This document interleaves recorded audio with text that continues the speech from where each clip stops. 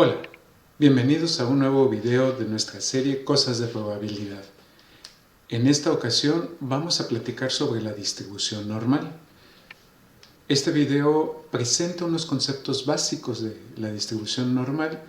Sobre todo se centra en entender el concepto de qué es la distribución normal. Por eso es una introducción.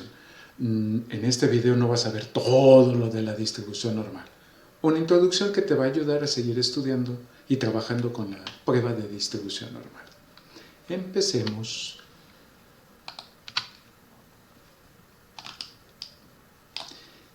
¿Qué es una distribución de datos? Antes de empezar a hablar con respecto a la distribución normal, hay que preguntarnos, ¿y qué es una distribución de datos? De acuerdo. Cuando recabamos información, obtenemos datos, es decir, aplicamos una encuesta y pues uno obtiene datos, ¿sí?, de lo que sea nuestra encuesta.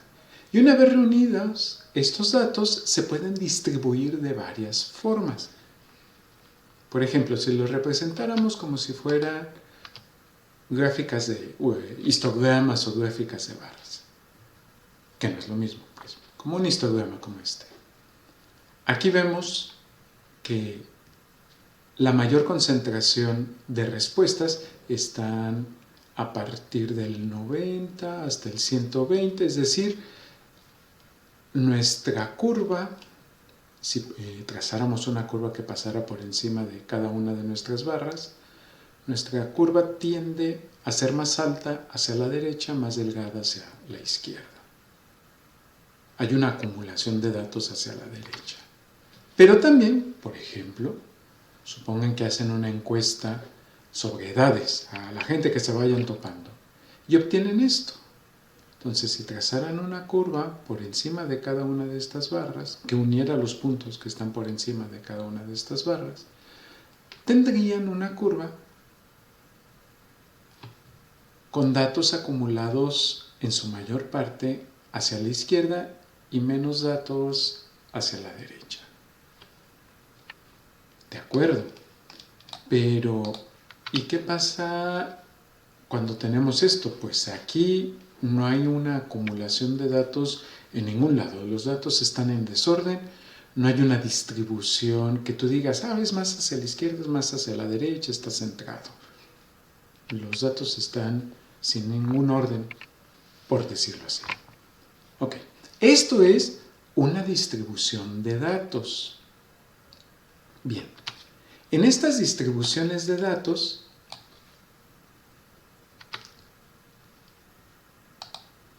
¿qué sucede cuando la mayoría de nuestros datos se concentran en el centro? ¿Sí? Como tenemos en este ejemplo que vemos aquí. Pues si trazamos una curva que vaya uniendo los puntos superiores de cada una de estas barras, tenemos esta forma curva de campana que le llaman. O, siendo un poco más precisos, la campana de Gauss, porque fue el matemático Gauss el que trabajó con esta distribución. Bien, cuando sucede esto, decimos que la distribución es normal. Y con esto queremos hacer referencia a que la mayoría de nuestros datos están concentrados hacia el centro de la población o de la muestra tomada y se distribuyen más o menos equitativamente hacia la izquierda o hacia la derecha, de tal forma que se pueda diseñar una curva de este estilo. Ok. La prueba de distribución normal, ¿en qué se puede utilizar o qué datos nos pueden dar una campana como esta de distribución normal? Pues pueden ser datos de producción, o sea, cómo vas produciendo en determinado tiempo y la cantidad de producción va a representar, según el horario, un promedio en cuanto a distribución normal. Los resultados de un examen también. Cuando ustedes califiquen a sus alumnos o los mismos exámenes que ustedes hagan como estudiantes, se hacen una encuesta entre sus compañeros, todo el grupo, los resultados van a presentar una distribución semejante a este, es decir, una distribución normal. Eso sería lo esperado. También, por ejemplo, la presión sanguínea. Ustedes toman o van a un hospital o le preguntan a los compañeros de enfermería, oye, de 100 pruebas, ¿cuál es la presión sanguínea de tus pacientes? Y entonces se va a generar una curva de distribución normal conforme a los resultados obtenidos. De distintas mediciones del tiempo, del peso, de la temperatura, etc., se pueden obtener datos que al graficarse van a representar una distribución normal. O las estaturas. Este es un ejemplo clásico para empezar a adentrarse en el estudio de la curva de distribución normal o la prueba de distribución normal, ¿sí? Ustedes pregúntenle la estatura, por ejemplo, en centímetros a cada uno de sus compañeros y la mayoría de sus compañeros van a tener una estatura hacia el centro de la curva de distribución normal. Va a haber unos muy altos, es decir, hacia acá a la derecha, o unos no tan altos, un poquito acá a la izquierda de la media. Ok. Ahora, vamos a empezar a trabajar más con el concepto de ¿y qué me quiere decir la curva de distribución normal? ¿Cómo la puedo leer? Vamos entendiendo más esta prueba de distribución normal. Y para ello les voy a presentar esta pequeña trabajo en GeoGebra. Ok. Vamos viendo las características de nuestra curva de distribución normal. Ya sabemos que podemos tener datos más agrupados hacia la izquierda o datos más agrupados hacia la derecha. Pero cuando nuestros datos recabados, la mayoría se pone en el centro, es decir, cuando cumplen con una distribución normal, entonces tenemos una gráfica como la que tenemos aquí en este tono naranja. Ok, y nos vamos a enfocar a estudiar esta curva.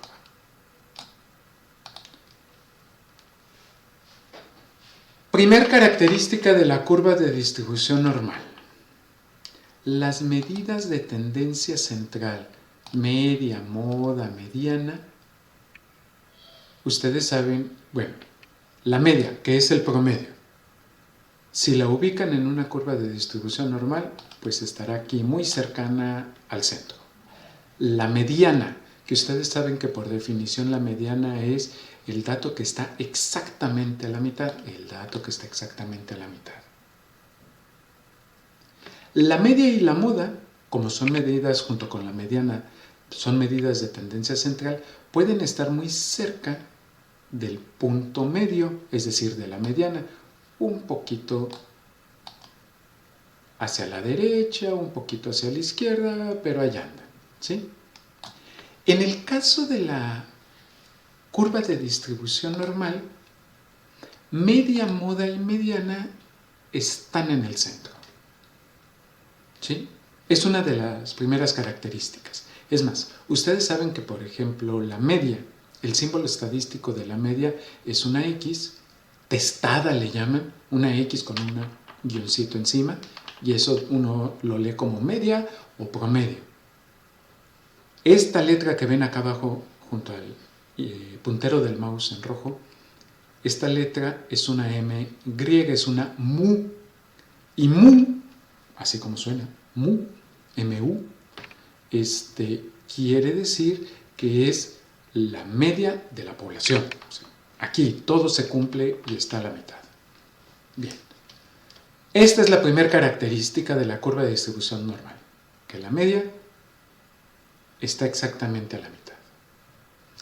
¿Qué más tenemos como otra característica de nuestra curva? La simetría. Algo que ya les empezaba a comentar, media, moda y mediana están exactamente en el centro, dividen en partes iguales a nuestra curva. 50% hacia la izquierda de la media, moda, mediana, tenemos datos de la población, y 50% de los datos de la población hacia la derecha de la media, moda y mediana. Una característica más de nuestra curva de distribución normal. Bien, otro concepto con el que se trabaja mucho con la prueba de distribución normal, la desviación estándar o desviación típica, dependiendo del autor. ¿Sí? Ok. La desviación estándar es una medida de dispersión de los números. Se los voy a decir simplificado, aunque el concepto es un poco más elaborado. La desviación estándar, hagan de cuenta que es una especie de promedio, y digo especie de porque no es un promedio exacto, hay más cosas que calcular ahí. Es una especie de promedio de cómo cada elemento de mi muestra, hablábamos por ejemplo de las estaturas, cuál es su distancia, por ejemplo, de mi estatura, 1,80 o 180 centímetros. Si yo calculo la desviación estándar para mi estatura, pues veré, más bien, mi estatura se aleja de la media en cierta proporción, y si promedio esas proporciones, tengo la desviación estándar. Si promedio las proporciones de las distancias que hay para cada dato de las estaturas con respecto a la media, luego calculo un promedio con todas esas desviaciones, entonces tengo la desviación estándar.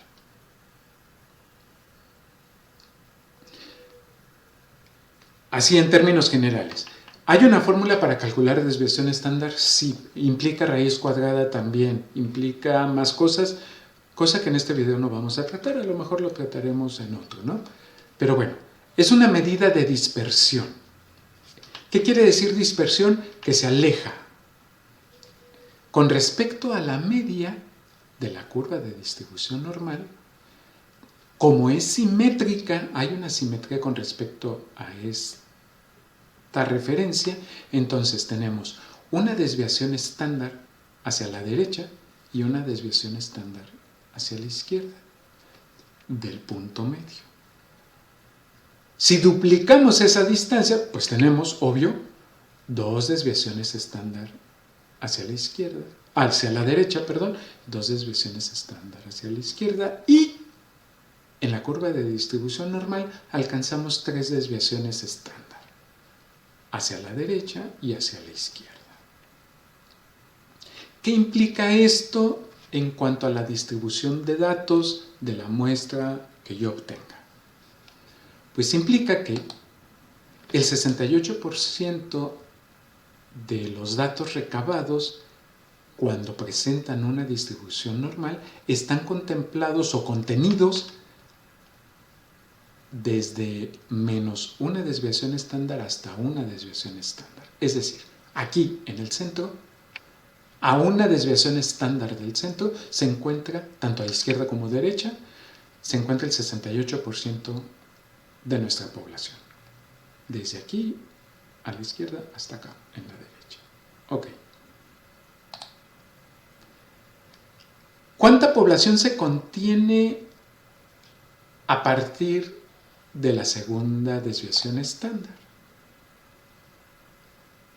Es decir, a partir del centro y hasta la segunda desviación estándar, ya tenemos el 95% de nuestros datos recabados.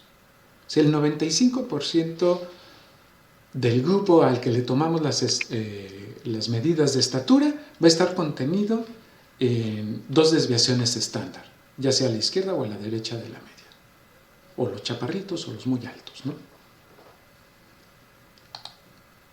Y a tres desviaciones estándar, pues el 99.7% de nuestra información va a estar contenida hasta en tres desviaciones estándar, es decir, desde -3, pasando por el centro, 1, 2, hasta 3, tenemos el 99.7% de nuestra población.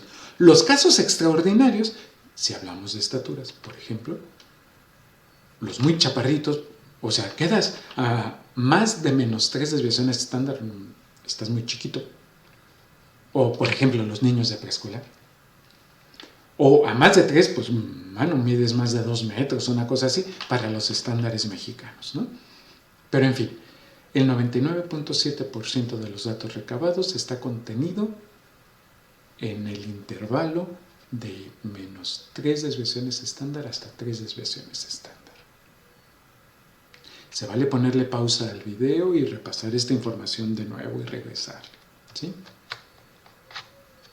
Bien, regresemos a nuestra presentación. Ahora vamos a ver un ejemplo práctico para leer la curva de distribución normal. Mire, esta campana la obtuve de esta página que está referenciada aquí. Esta es una curva de distribución normal dada para el coeficiente intelectual en la población, el IQ, por sus siglas en inglés.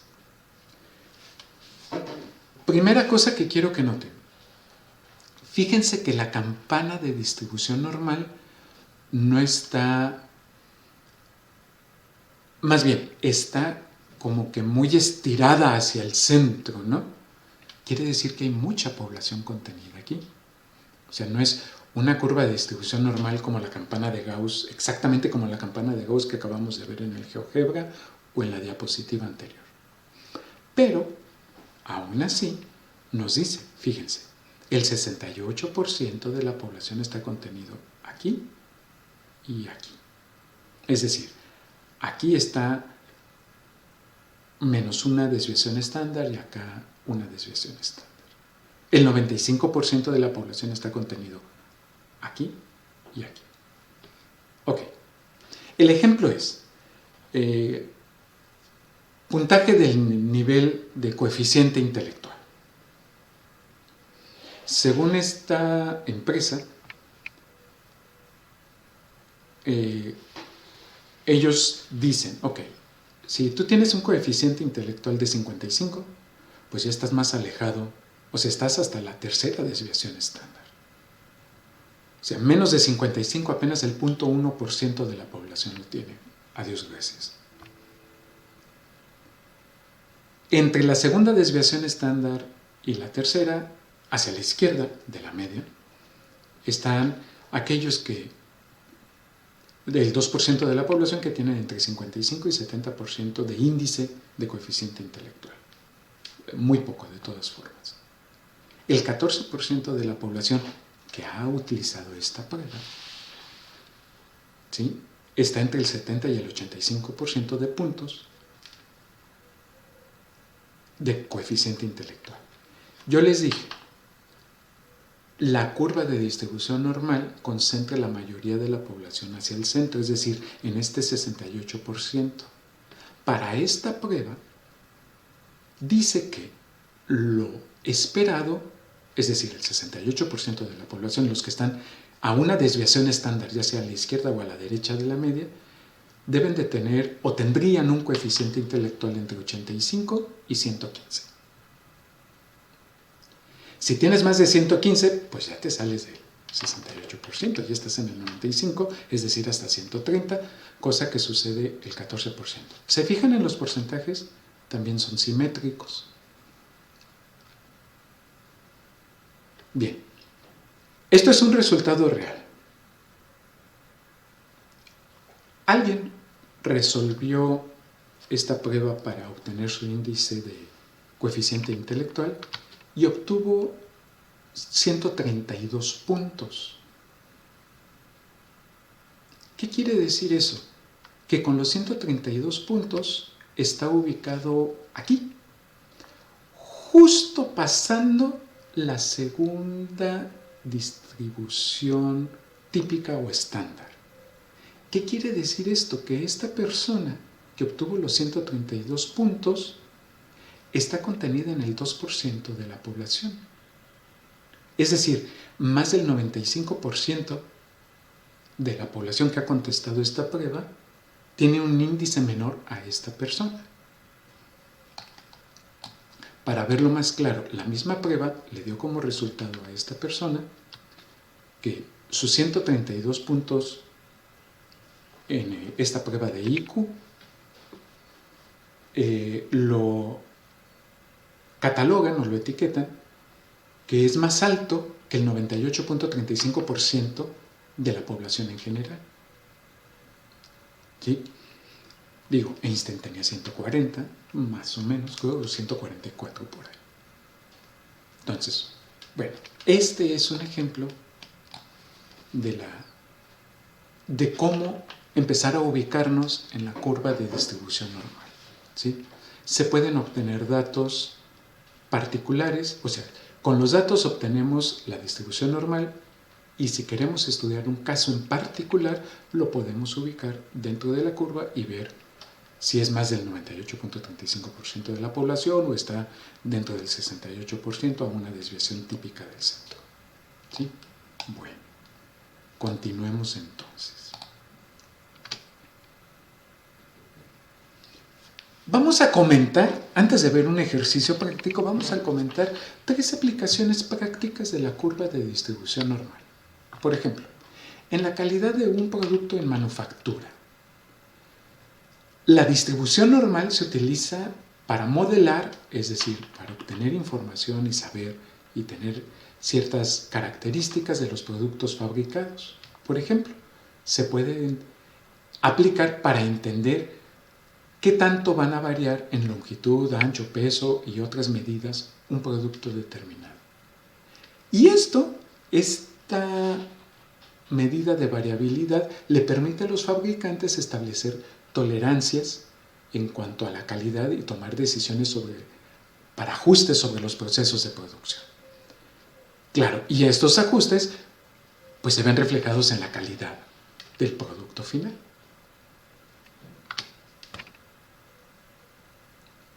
En la predicción del rendimiento académico, la prueba de distribución normal es un clásico en la estadística que hacen los profesores para medir cuantitativamente el rendimiento académico de sus estudiantes. ¿Sí? Ayuda a modelar la prueba de distribución normal, el rendimiento de los estudiantes, por ejemplo, en los exámenes. Los exámenes tienden a seguir una distribución normal y esto permite a los profes y a los administrativos comprender mejor la distribución de porcentajes y establecer estándares de rendimiento. Es decir, quiero que mi población esté así o quiero que sean con datos más que tiendan hacia la derecha, es decir, que más saquen 100. Además, la distribución normal puede utilizarse para predecir el rendimiento futuro de los estudiantes y desarrollar estrategias de intervención temprana para aquellos que están en riesgo de no alcanzar los estándares deseados. Y aquellos que están en riesgo de no alcanzar los estándares deseados están hacia la izquierda de la media, tal vez después de una desviación estándar. A mí me pasó en un curso que di, no voy a decir ni cuál, no les miento, eran como 44 estudiantes, un grupo muy grande. Bueno, para los estándares universitarios, un grupo muy grande. Apliqué el primer examen parcial y mi curva no era una curva de distribución normal. La mayoría de los datos estaba cargada hacia la izquierda. ¿Qué quiere decir esto? Que la mayoría reprobó. Tan cargado hacia la izquierda estaba que solo, les voy a inventar, 5 o 6 tenían 60, 1, 2, 70, 1, 80 y como 3, 100, nada más. Todos los demás de los 44 habían reprobado. Entonces imagínense cómo estaba mi curva de distribución de datos, porque ya no era una distribución normal. Eso me permitió hacer ajustes y ver otras cosas para mover mi curva más hacia el centro y que se pareciera más a la distribución normal. Terminamos bien el curso, pero el susto del primer parcial fue espantoso. Se puede utilizar también la prueba de distribución normal en un análisis financiero en inversiones, para medir los rendimientos activos financieros como bonos, fondos de inversión. Y esto los analistas lo usan para calcular medidas de riesgo, es decir, qué tanto voy a invertir o no voy a invertir, y eso es lo que nos da el traste con que suban o bajen de precio las cosas, ¿no? Además se utiliza para valorar las opciones financieras y otros instrumentos derivados, donde ayuda a calcular el precio justo y a valorar el riesgo asociado con las inversiones. Qué cosas, ¿no? Mercado bursátil. Bien. Seguimos con los conceptos que nos ayudan a entender la curva de distribución normal. Vamos viendo ventajas y limitaciones. Una ventaja, la prueba es muy precisa. Ahorita lo vamos a comparar con las limitaciones. La prueba de distribución normal se puede aplicar en muchísimas cosas. Tiene una buena facilidad para hacer los cálculos. Digo, las fórmulas no son muy complicadas. Pueden representar fenómenos naturales. Limitaciones. Digo, estas son las principales ventajas, ¿no? Habrá más. Y algunas limitaciones comparadas con estas ventajas es de que no todos los fenómenos siguen una distribución normal. No todos se acuerdan de mi primer parcial. Es difícil de calcular en grandes conjuntos de datos. Pero ahora tenemos computadoras, entonces pues nada más le pides, vacías la información a la computadora, le pides a la computadora calcular la desviación estándar, la desviación típica, la prueba Z, etc. Y ya tienes tu curva de distribución normal. Digo, nada más hay que tener cuidado en vaciar con precisión todos los datos. Puede presentar asimetría en algunos casos, ¿sí? Como mi primer parcial. Y es sensible a datos atípicos. Es decir, por ejemplo, en la situación de las estaturas de mis compañeros de grupo, pues a lo mejor el promedio es unos 65. De hecho, el ejemplo que vamos a ver habla sobre las estaturas. Y un dato atípico sería que un compañero midiera 1,96 o que un compañero midiera 1,50. O sea, son datos atípicos. Y esto estira mucho la curva de distribución de datos y entonces los resultados de la prueba son sensibles a estos porque el promedio ya no reflejaría con tanta precisión, o la media ya no reflejaría con tanta precisión lo que es la media del grupo si estos datos atípicos no estuvieran. Pero bueno, son cosas que con la práctica uno va controlando. Bien, antes de ver el ejemplo de aplicación, ya casi por último, para trabajar con la curva de distribución normal utilizamos el llamado puntaje Z. Déjenme ubico acá arriba para no estorbar. Vamos viendo. Así se le llama, o la prueba Z, ¿no? Para ubicar algo dentro de la curva de distribución normal. La prueba Z, el puntaje Z, valor Z o prueba Z, como le quieran llamar, es una medida estadística y nos indica a cuántas desviaciones estándar está un valor por encima o debajo de la media de la distribución normal. Lo que veníamos hablando. ¿Sí? O sea, la prueba Z me dice, a ver tú, Juan Pérez, mides 1,72. Si yo hacia tu dato de 1,72 aplico una prueba Z, me va a decir si la estatura de Juan Pérez está dentro de una desviación estándar o de dos desviaciones estándar con respecto a la media. Muy bien. Sí, hay fórmula. Como también hay fórmula para la desviación estándar que en este video no vamos a tratar porque queremos comprender bien a qué se refiere la distribución normal.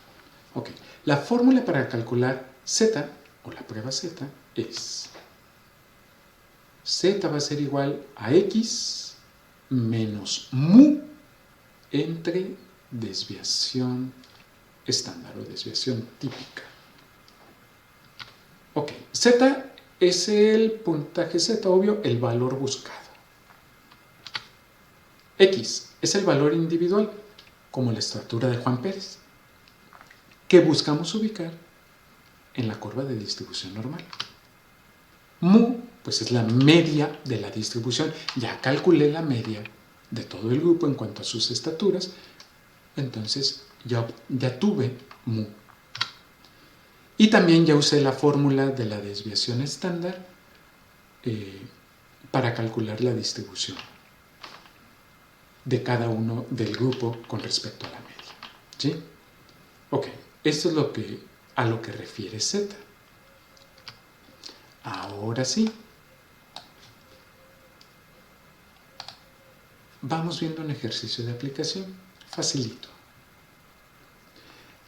El ejercicio nos habla de las estaturas de los estudiantes de una escuela, sigue una distribución normal, como era de esperarse, con una media, ya calculamos la media, o sea, ya sumé todo, lo dividí entre la cantidad de datos y la media me dio 165 centímetros. También apliqué la fórmula de la desviación estándar y la desviación estándar es de 10 centímetros. ¿Qué quiere decir esto? Que a partir de la mitad, 10 centímetros hacia la derecha, 10 centímetros hacia la izquierda, tengo una desviación estándar, es decir, una desviación o en el rango del 68% de menos 1 a una desviación estándar, van a estar de 155 centímetros a 175. Dos desviaciones estándar van a estar aquellos que se alejen 20 centímetros o hasta 20 centímetros de la media. En fin, sigamos. La pregunta es, ¿cuál es la probabilidad? Porque el tema es sobre probabilidad. ¿Cuál es la probabilidad de que un estudiante seleccionado al azar tenga una estatura entre 155 centímetros y 175 centímetros? Regresamos a la desviación estándar. El problema nos está cuestionando que cuál va a ser la probabilidad de que si yo agarro al azar la estatura de alguien que va a cruzar por el patio, cuál es la probabilidad de que él esté ubicado en el 68% de la población, de menos 1 a una desviación estándar, ¿sí? De 155 a 175 centímetros. Ok. Siendo organizados en nuestro proceso, ¿qué datos tenemos? Pues mu es 165, ya lo calculé. La desviación típica es 10 centímetros, también ya la calculé. X es la estatura, es decir, la estatura del estudiante que yo vaya a agarrar, pero aquí queda como incógnita. Vamos a ver. Que va a estar comprendida entre 155 y 175 centímetros. Ok. Pues tenemos que calcular dos pruebas Z, una para 155 y otra para 175. Entonces, para 155 centímetros, Z es, pues según la fórmula que habíamos visto, X menos mu entre la desviación típica, pues me da menos 1. Z para 175 centímetros, pues es X menos mu entre la desviación típica, pues me da 1. En todos los libros de estadística, o sea, el siguiente paso, por eso hablo de los libros de estadística o hasta en internet ya pueden encontrar tablas de valores de Z, ¿sí? Y entonces buscamos menos 1 en la tabla y vemos que el valor correspondiente de Z, aguas con la tabla que elijan, porque en los libros de estadística no hay solo tablas para valores Z, hay un montón de tablas. Fíjense que sea para valores Z. Y para menos 1, el valor Z es de menos 0.1587, 0.1587. Es decir, la desviación estándar hacia la izquierda o el valor de la desviación estándar hacia la izquierda. Y Z para 175 pues es 0.8413, ¿sí? A partir del centro. Ya busqué estos datos, ok, pero el problema pregunta cuál es la probabilidad. Y aquí todavía no calculamos la probabilidad. Pues que para calcular la probabilidad necesitamos restar los valores Z obtenidos. Y entonces la probabilidad será 0.8413 menos 0.1587 igual a 0.6826. Ajá, pero todavía no termino de contestar el problema. Acuérdense, un problema se termina de contestar o le damos respuesta a un problema cuando redactamos la respuesta a la pregunta planteada en el problema. Y entonces, nuestra respuesta es: la probabilidad de que un estudiante seleccionado al azar tenga una estatura entre 155 y 175 centímetros, lo que es equivalente que esté en el 68% de la población o dentro de la primera desviación estándar, es aproximadamente 0.68 o el 68.26%, cosa que ya sabíamos. ¿Se fijan? Acabamos de probar todo lo que veníamos platicando en cuanto a las características de la curva de distribución normal. De acuerdo. Claro, este fue un ejemplo para ver cómo se usaba la formulita y demás, para corroborar que si es el 68%, 68.26, se vale esta variación. Pero hay algo que no vamos a ver en este video, pero que sí tienen que poner atención cuando repasen sus textos de estadística en cuanto a las pruebas Z, y ese algo es los grados de libertad. En la parte de arriba de sus tablas vienen valores para grados de libertad, o lo que se le llama en estadística los grados alfa. ¿Sí? Es decir, los grados de libertad me dicen con cuánto de precisión puede ser mi resultado o va a ser mi resultado. En este caso, yo los valores Z que buscamos, los valores Z para menos 1 y 1, yo me fijé en 0 grados de libertad, es decir, no hay chance de equivocarse. No tengo libertad para equivocarme. Por eso me dio el 68.26%. Si yo hubiera buscado los valores para menos 1 y 1 con 5 grados de libertad, es decir, con el 5% posible de error, o dicho de otra forma, con el 95% de certeza, el porcentaje hubiera sido diferente. Y entonces la respuesta a mi problema sería: la probabilidad de que un estudiante seleccionado al azar, la probabilidad que un estudiante seleccionado al azar tenga una estatura entre 155 y 175 centímetros con el 95% de certeza es tanto por ciento.